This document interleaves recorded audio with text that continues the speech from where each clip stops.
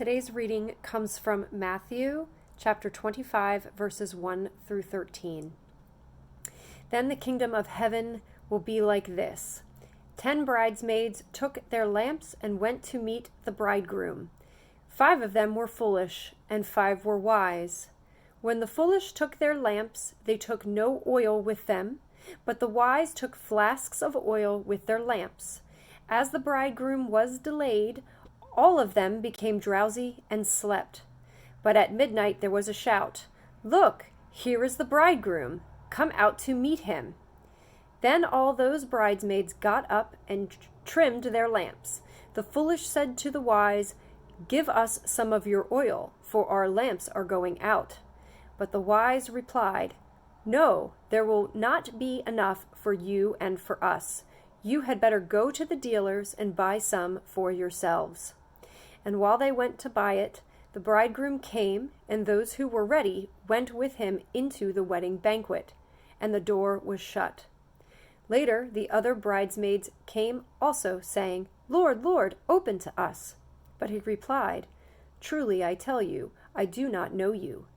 Keep awake, therefore, for you know neither the day nor the hour." Well, I suppose I should start by saying that this parable makes me feel anxious. All this talk of staying awake and trimming your wicks and running out of oil and listening for a shout at midnight. The story says that both the wise and the foolish bridesmaids fell asleep, but I can't for the life of me figure out how. Did the foolish ones really sleep? Or did they just lie in bed and think about why they chose to spend so much time watching the news instead of going out and buying some oil? And would all those worries really lead them to reconsider their choices in life so that they would be determined to wake up and turn over a new leaf? Or would they just go even deeper into the abyss, thinking covetous thoughts about how they could swap lamps with one of the wise ones and no one would even know? I really feel for the foolish 5 because this really is a lose-lose situation for them. But I even wonder about the wise ones. Did they really sleep? Or did they just lie in bed and think about the time? Or about whether they bought enough oil? Or whether it was smart to spend quite so much on oil when nobody even goes out anymore? Or whether they would even remember how to trim their wicks when the time came. Because if you trim it too high, it bends over and falls into the oil. And if you trim it too low, it burns with just the tiniest flame. And if you take one wrong step and slosh your oil just a little bit, it'll go out. When you really think about it, this parable has the potential to be really stressful. I would prefer a parable about 10 sort of okay people who went to sleep at an early hour, dreamed of chocolate confections, and woke up well-rested and ready to face the day after enjoying a freshly steamed pot of coffee and the morning crossword puzzle. Instead, we have Jesus saying, "Keep awake." But Jesus is also the same one who says, "Come to me, all you that are weary and are carrying heavy burdens, and I will give you rest. I am gentle and humble in heart," he says, "and you will find rest for your souls."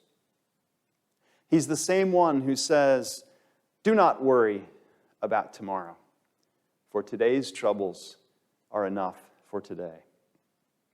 He is the same one who demonstrates the virtue of the daytime nap, sleeping peacefully in the back of the boat, even when his disciples are freaking out because the storm is making them afraid. And then I begin to wonder, were the wise 5 truly awake when they refused to share oil with their friends? Were they awake to the abundance of the kingdom and the fearless generosity of divine love? I wonder because I remember that Jesus once saw a great crowd of people that were like sheep without a shepherd, and he had compassion on them. And when it grew late, his disciples got nervous because there wasn't enough food to go around. They wanted to send the people into the village to buy their own food. Sound familiar? But Jesus said to them, "You give them something to eat." And they didn't understand because they were counting the money in their pockets and it wasn't much. And so they were afraid because they did not understand and they could not see the abundance of the kingdom that was in their very midst. But Jesus took 5 loaves and 2 fish and blessed them, and he gave it to the people. And all 5,000 were fed. There were even leftovers. So I wonder, were the wise ones of this parable really so wise?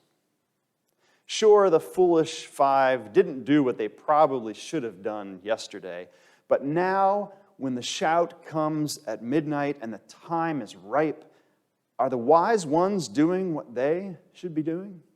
Can the joy of the wedding banquet be complete without all 10 of them?